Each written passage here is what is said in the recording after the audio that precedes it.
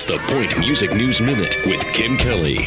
This Music News Minute is brought to us by Dollar Loan Center, your community short-term lender. Dollar Loan Center is now offering signature and title loans. Visit don'tbebroke.com. Deep Purple is getting into the reissue game. They're putting out a collection of 8 classic albums from the 70s on purple vinyl this fall. These albums will include the epic Machine Head from 1972, Who Do We Think We Are from 73, Burn from 74, Stormbringer from that same year, Come Taste the Band from 75, as well as all 3 live Deep Purple albums from that era. All the new releases have been cut from digital transfers of the original master tapes at Abbey Road Studios. Ian Pace says these albums were recorded in the analog age. We went from recording tape to master cutting room to pressing plant, all mechanical processes. So Deep Purple feels that their fans should have the ability to choose to listen to their albums via another mechanical process by placing a needle on an album on a turntable. The Deep Purple reissues are coming out September 7th. And speaking of records, on this day in 1940, Billboard issues its first chart detailing what records are selling the most copies. It's called the National List of Best-Selling Retail Records, a precursor to the Hot 100, and the first to count record sales. The charts at the time were for sheet music sales, jukebox play, and radio plugs. Billboard actually called record stores to poll them as to what was selling, a practice that stays in effect until the 90s, when the call-a-clerk is replaced by SoundScan technology. The first #1 on this new chart was I'll Never Smile Again by the Tommy Dorsey Orchestra, featuring their new lead singer, an unknown young man by the name of Frank Sinatra. In 76, John Lennon ends his 4-year fight to stay in the U.S. with a special government hearing where he finally gets granted a green card. In 86, Nancy Wilson from Heart marries screenwriter Cameron Crowe at her sister Ann's house. They remain married till 2010. In 94, Bob Seger serves jury duty in Michigan and as the foreman in a criminal trial finds the defendant guilty.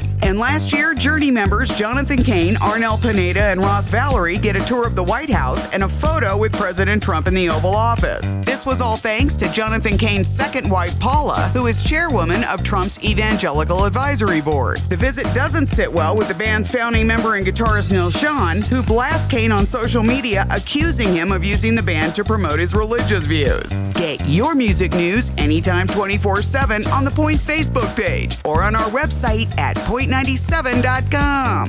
The Point Music News Minute on 97.1 The Point, #1 for classic rock.